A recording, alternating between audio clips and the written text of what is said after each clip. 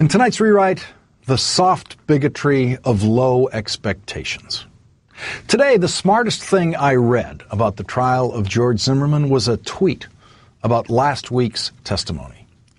Those who wanted to understand Rachel Jeantel did. Those who wanted to demean her found their path.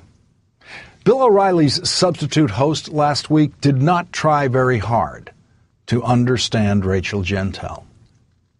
We have to excuse her poor manners, her disrespectful language, and cocky ignorance because she's black? Left-wing elites fall all over themselves to avoid criticizing behavior among black youth that they would never tolerate from most upper-crust white kids, like the use of the N-word or the F-word or the C-word. Oh, when that happens, just chill out. This is an example of what Daniel Patrick Moynihan called the soft bigotry of low expectations. Where to begin?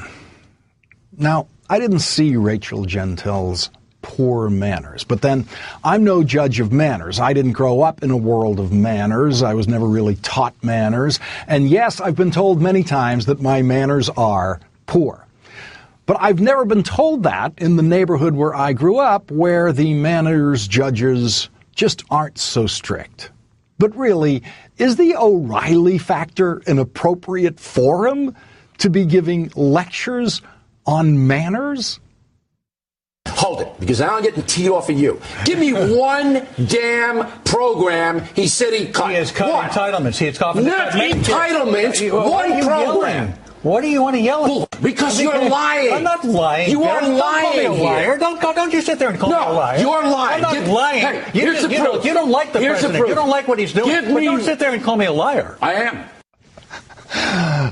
Yes, the manners of the O'Reilly factor. Laura Ingraham says left-wing elites have lower expectations for black kids than they do for upper-crust white kids. That's her phrase, upper-crust white kids.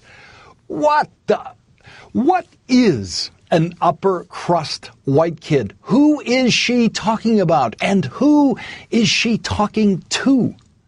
She says upper-crust white kids don't use the F word. I have never known a white kid of any crust who doesn't use the F word. I've heard white Harvard professors use the F word, but I guess they aren't upper-crust white Harvard professors. I have heard the king of Fox News himself use the F word. We'll do it live. Do it live. I'll write it and we'll do it live. Thing sucks. But I guess, he wasn't an upper crust white kid. And by the way, how many upper crust white kids can speak Haitian Creole, which is Rachel Jeantel's original language, and Spanish and English, her second and third languages? That's 2 more languages than the host of the O'Reilly Factor can speak. Laura Ingraham really thinks upper crust white kids don't use the F word. Really? Does that mean that lower crust white kids do and middle crust white kids do use the F word? And do they use such horrible language because we have low expectations for non-upper crust white kids? Are lower crust white kids also the victims of the soft bigotry of low expectations? This is an example of what Daniel Patrick Moynihan called the soft bigotry of low expectations. Except he didn't. Daniel Patrick Moynihan never, ever said those words.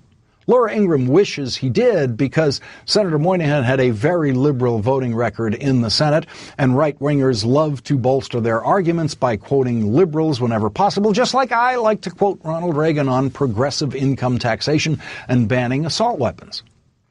The soft bigotry of low expectations is, as most of you know, a very famous phrase from a very famous politician, way, way more famous than Senator Moynihan. And that politician repeatedly used the phrase in both of his successful campaigns for president. I will confront another form of bias. the soft bigotry of low expectations. This principle is challenging the soft bigotry of low expectations. How could the O'Reilly factor get that so wrong? How could Laura Ingraham attribute that very famous line to anyone but George W. Bush or Michael Gerson, the speechwriter who has publicly claimed credit for putting those words in President Bush's mouth? One way to get it so wrong is to use a couple of right-wing websites as your source for that quote because they obliviously attribute it, for some weird reason, to Senator Moynihan. Michael Gerson tells the story of how he got Bush to use that phrase in Gerson's book about putting words in Bush's teleprompter. This is not a hard fact to find or even hard to remember Bush saying it, as I have always easily remembered. But no one expects Fox News to get the facts right. Not even loyal Fox News viewers. The O'Reilly factor has been proven wrong to them on facts countless times, with or without a guest host. Being wildly wrong on facts is not a problem for the factor, because when it comes to getting the facts right, the factor audience has learned to have very low expectations.